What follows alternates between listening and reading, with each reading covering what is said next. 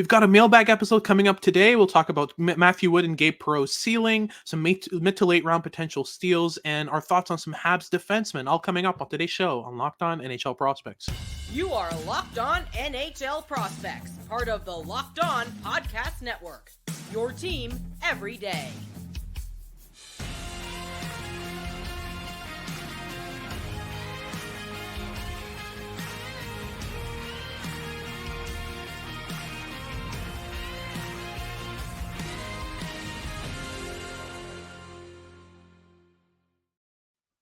Hello, and welcome back to Locked On NHL Prospects, part of the Locked On Podcast Network, your team every day. On this podcast, we break down everything prospects related for you 5 days a week, Monday to Friday. I'm Hattie Kalakash, joined by Sebastian High, and we've got a packed mailbag episode today. We'll start off by discussing Matthew Wood and Gabe Perreault's ceiling and projection, how they end up being at the NHL level. We'll also talk about some mid to late round potential steals in our second segment, along with some Oilers prospects talk. And then we'll end things off with a couple of Habs defensemen that probably everybody knows, and David Reinbacher and Lane Hutson. We'll talk about all that on today's episode. Before I get into any of that, though, make sure to like and subscribe if you're watching on YouTube, and leave us a comment letting us know what you think about the episode and what you want us to talk about next. And if you're listening on your favorite podcasting platform, make sure to make us your first listen of the day. It's always very much appreciated. So stay tuned _hockey asks us, what are your thoughts on Matthew Wood and Gabe Perreault's progression / ceiling? Do you want to get into that? I mean, we'll start with Gabe Perreault, I guess. He's a very interesting project. He's fascinating. I mean, Gabe Perreault was probably the player I watched the most tape of last year, outside of Ottawa 67's players that I watched live all the time, because I could not get a read on him in terms of projection. The skill is obvious, and the intelligence is really impressive, and you notice that from the first viewing. But whether his overall toolkit and the habits he has and the way he plays the game were projectable to the NHL level took me about 15 viewings to figure out, which is an absurd amount in terms of our line of work, in terms of actually narrowing down what a prospect projects as. But in the end, I raised him up a decent amount up my draft board. I took a swing on the skill, and his start in college has been excellent. And continuing playing with Will Smith and Ryan Leonard is obviously helping that transition be a lot smoother. He has familiarity there, and that line just works so tremendously well together. But I've been impressed with just how well Perreault's adapted in terms of finding ways to not get blown out of the water physically, and not just in terms of running away from physical contact, but doing some smaller details I didn't see last year. I see him initiating contact a little bit more often. It's not the most effective thing with him, but there's an attempt there, and I've seen progression in terms of his application of his physical tools and getting his center of gravity a bit lower to try to protect possession. And that all bodes quite nicely. But the production's been great so far with Boston College, and I'm very excited to see how he continues this season. Absolutely. And he's fairly interesting in the sense that, as much as we all liked the package of playmaking skill and intelligence, I don't think any of us had him pegged as a player who would be over an assist per game right now in the NCAA in his freshman year. No. I mean, it's just, he's got 2 goals, 15 assists for 17 points in 12 games. It's ridiculous production for a player who, by all accounts is a very intelligent player and a very intelligent playmaker, but, obviously he's a player who exceeded Austin Matthews totals in the NTDP in his draft year, and that's obviously something you can look at and be like, okay, that's fairly impressive. But this is next level, and I think playing with Will Smith and continuing that kind of chemistry really helps. I mean, that line was basically kept intact, and it's been working really well for all three of them. I'm really impressed with what's been developing so far with him. But yeah, do you feel like at the next level, as he reaches the NHL, are we still talking about a player who will continue to exceed expectations production wise, especially, if once he's taken away from those two, top end linemen with which he's been playing for the longest time? Like, do you feel like, we could see a Gabe Perreault build chemistry in a different way with a different set of line mates, in an NHL top 6? Or is that the type of thing that, because I'm still on the fence on that regard, honestly. Like I'm still hesitating for that. Yeah. I think if he does, it'll be as a tertiary piece. I think that's Yeah. where he shines brightest, is when he gets the fewest puck touches of his line, but is like whenever he does have the puck, he's always looking to get onto his line mate sticks, trying to get them into space, trying to basically create space for them to execute high end plays. And Yeah. despite his really high end handling skill and whatnot, he's really at his best off puck. And I think that if he can find himself a line at the NHL level inside a top six where he can play that specific role with line mates that are near his level in terms of processing speed and vision on the ice, then I Yeah. think there's definitely a chance for him to solidify himself in that type of role. I think the situation would have to be quite beneficial and comfortable for him to kind of optimize the chances of that happening. But I can see it. I think like the reason I ranked him a bit higher towards the end of my draft boards compared to early on the season was really because I was becoming more and more convinced of the likelihood of top six upside here. Yeah. Because I don't think Gabe Perreault is going to be a bottom six piece. He's not going to be particularly impactful in that kind of role. But inside top six, I can see it happening, and still can't say I'm tremendously confident that it will occur, Yeah. but I'm more optimistic now than I was 6 months ago, and I was more optimistic 6 months ago than I was a year ago. So the progression curve here has been promising, and we'll see if it continues on this pace as the year continues. Yeah, and that helps us pivot to Matthew Wood, who's got 6 goals, 5 assists for 11 points in 14 games so far with the University of Connecticut. UConn's a different. Is this? It's a decent program, I feel, for Matthew Wood. It's a program where he can kind of unlock certain areas of his game that I think need to be unlocked. Like obviously, we all know the skating needs to work up. I mean, he's a fairly big body that doesn't move all that fast. Reminds me a bit of a kind of Tyler Toffoli mold of player.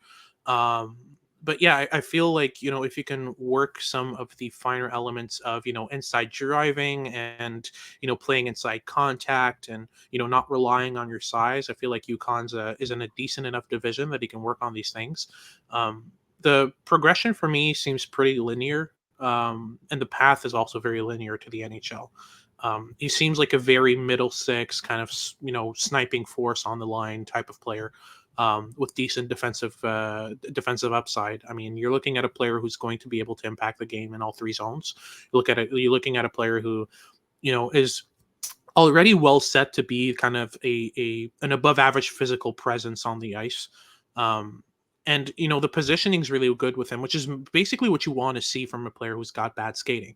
Is you at least want him to be ahead of the play positionally, and Wood definitely is. So I'm excited to see how that kind of develops with him and how he progresses, because the Preds have a really good prospect here. I mean, he's a type of player who you can pretty much immediately visualize being a middle six winger. So I'm fairly interested to see if his progression grows beyond that. But as long as he stays on this kind of linear path in terms of progression, I think it's just a matter of time. But yeah, we got another question regarding Mikhail Gulyayev. Basically asking us what our vision is for Gulyayev, what our idea of his progression will be. That comes from 2 pigeons and a puck. How do you see Mikhail Gulyayev's development / path going? Any thoughts on that? Yeah, I mean, Gulyayev is a tremendously mobile and skilled offensive defenseman, Yeah.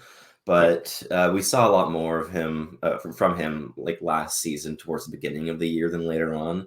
There were Mhm. some really consistent bright flashes in like from September through November, and then it kind of petered out for the rest of the draft year. And I think that resulted in him falling on quite a few boards and at the actual draft. But Mhm. I like him quite a bit. I think that this is a player with a decent enough shot at being a puck moving player on a second pairing. I don't think the top pairing upside is particularly likely at this stage, but he could quarterback a first power play if he continues to progress well. If he keeps getting those reps.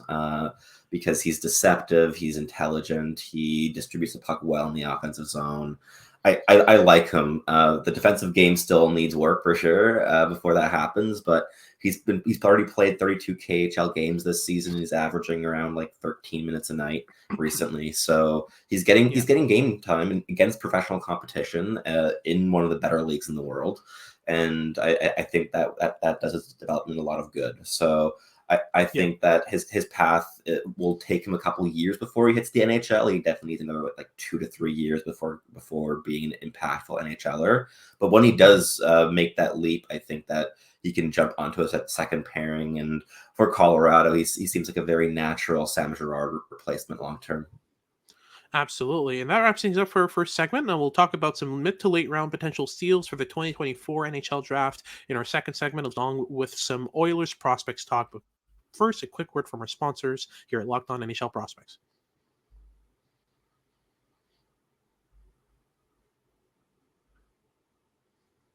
All right, so moving on to our second segment, we'll talk about some, first and foremost, we'll talk about some mid to late round steals. EIHL_analysis asks us, who are your favorite mid to late round potential steals of the 2024 NHL draft?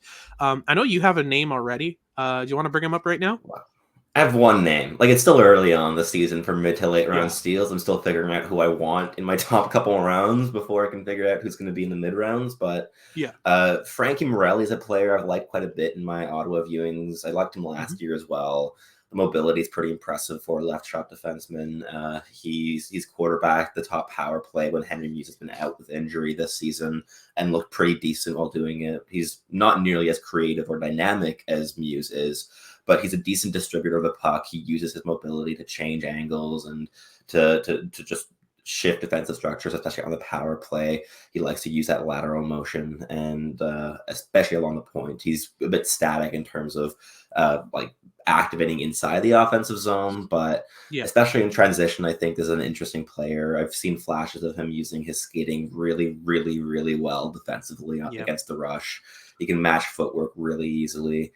And I've liked what I've seen so far with Morelli. I think as far as like mobile OHL defensemen go this season that aren't projected to go really high, he's one of my favorite ones. But that's kind of one name I've gotten there. But it's still so early this draft cycle to be talking about the steals, at least from my end. Like, I have so many players to survey. Like, I think for regional scouts, it might be a bit easier to pinpoint those steals because you've watched a sample that includes the entire range of the draft, and I've been trying to desperately check off all the top names. But I think Morelli is my preliminary candidate for that spot. Absolutely. I've got two names, and I think one of them might just end up being in the first two rounds. First, Landon Resendez, I think, out of Cedar Rapids, is looking really good so far. The production hasn't been all there. It's about a half point a game on a kind of weaker program, but I really like the offensive skill, the ability to find lanes to shoot through, the ability to push inside lanes, even though it's like 5'9", $160. I've been fairly impressed with the skill level. And on the other hand, I have Kamil Bednarik out of the NTDP program, who I think is probably going to be a top 2-rounder. But if he does end up in that mid-round range, I think would be a really interesting option. In terms of production, he's about a point per game with the NTDP. But despite that, what really stands out to me is this defensive savvy. He's able to get in lanes. He's able to understand in advance what his opponents are going to do and kind of get in the right lanes on time. So, yeah, I think the progression will be interesting throughout this year. He's a player I would definitely push for in the second round, maybe even the early second round. But I'm not sure. This year is a pretty off year for the NTDP. Outside of Yzerman and Hutson, I don't think there's a lot to talk about there. Even if you take into consideration EJ Emery, Will Scahan, it's still a comparatively weak draft, especially if you look at last year where they had, one of the best lines in all of junior hockey, on top of having some really good defensemen. I mean, it's just it's a weird year for the NTDP, but I think Bednarik's definitely stood out for me in that kind of bunch. So I'd make a push for him for sure.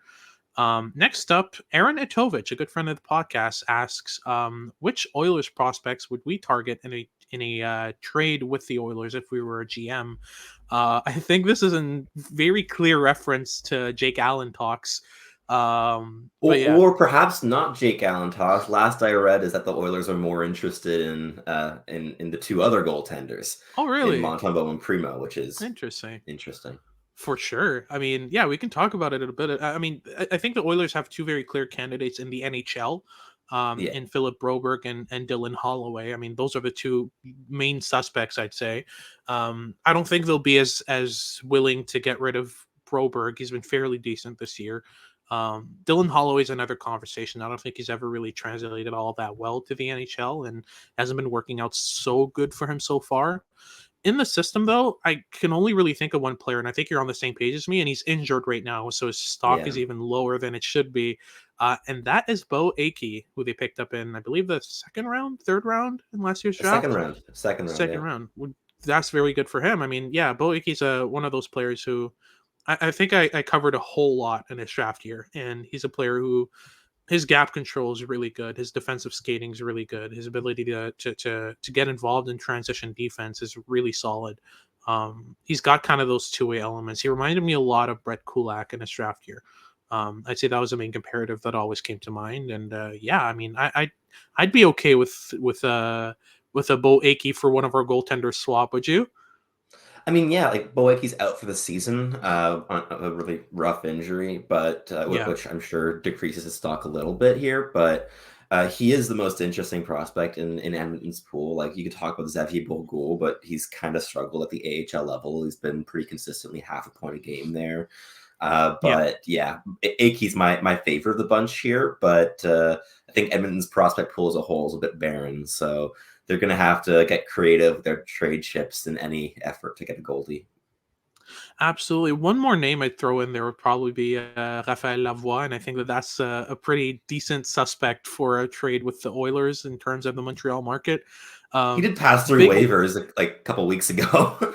yeah, but as a secondary piece, I think it's fairly interesting. He's at 7 points of 5 games in the AHL right now. He's big. He plays really heavy. There's some offensive skill there. I don't think it's ever going to be kind of that top end offensive skill, but if you can have a Raphael Lavoie in your bottom six for Samuel Montembeault and a pick, like I think that's a decent enough trade, and I think the Habs would be on board with that. Carter Savoy might be in there, but he's really struggled at the AHL level. And I don't think you should touch Luka Munzenberger with a 10-foot stick. So that's off the table. But yeah, I mean that's kind of the players I'd discuss in there. But I just realized the Oilers have Brady Stonehouse in their system. How would you feel about that? I mean, he just signed his contract like 3 weeks ago. You can't really trade a guy right after giving him an ELC. But Yeah. I mean, look, Brady Stonehouse is one of my favorite players. Like I could talk about this kid for ages. I've watched his entire OHL career, basically.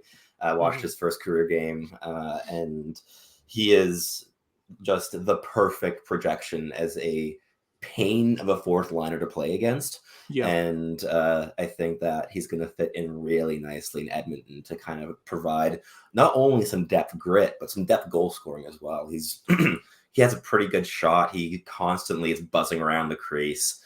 He gets under the skin of opponents like no other OHLer does. I can't think of one that gets under the skin of opponents more than Stonehouse does right now in the O. But Florian Jack. I don't know. He's more violent. Jacka's more violent, but Stonehouse is like an absolute pest, and I think he was a great get for Edmonton. I think that it might be a bit early for him to be in any trade talks, considering he was basically a free agent this summer. But yeah, like there are a couple options. Like Edmonton has a collection of intriguing depth potential prospects, but I mean, especially if we are talking, I mean, indirectly about a potential trade to the Habs, bottom six depth really isn't what the Habs need the most right now. Yeah, it's mainly top six talent, but it's just there's so much you can get. There's only so much you can get for Samuel Montembeault. But yeah, that wraps things up for our second segment. We'll talk about some Habs prospects in our third segment. We've got a question about Lane Hutson and a question about David Reinbacher coming up on today's show. But first, a quick word from our sponsors here at Locked On NHL Prospects.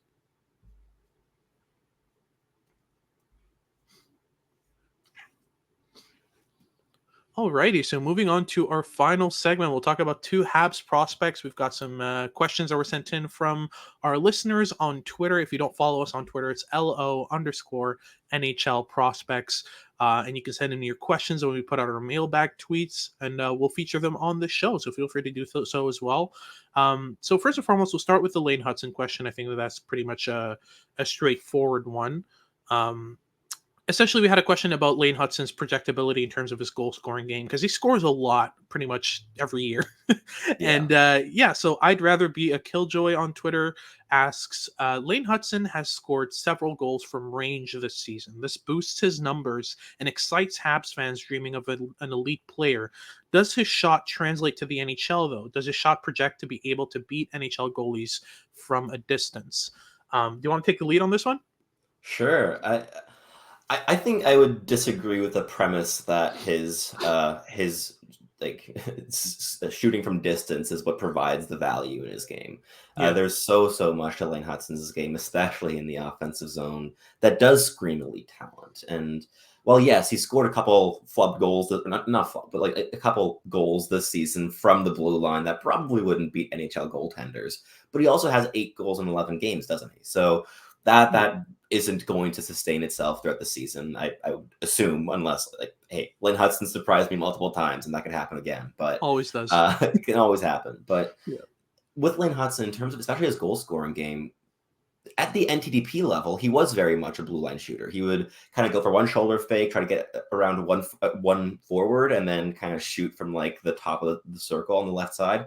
And at the NCAA level, what he's really integrated into his shooting game has been constantly accessing the high slot. He's constantly looking to get towards the middle of the ice. Not like the mid and low slot, obviously, but very much not a peripheral shooter anymore, which he was in junior. And so I'm not very concerned in terms of his shot having to be at the level to beat goaltenders from the blue line, because he's such a defenseman that activates consistently. He gets pretty close to goaltenders, where his shot doesn't have to be like Mike Hoffman's shot, where he can score from like 40 feet away. He can do it from closer in. And I think that his goal scoring game as a whole has really matured. It's one of the aspects of his game that's progressed the most since he was drafted. And the quality of the shot is also a very, very good one. But it's the selection of the shot and the timing of his shot and the angle changes on his release that really make it special. It's all the deception layers into his shooting game that makes it special, rather than like the power or the technique of getting pucks through from the blue line.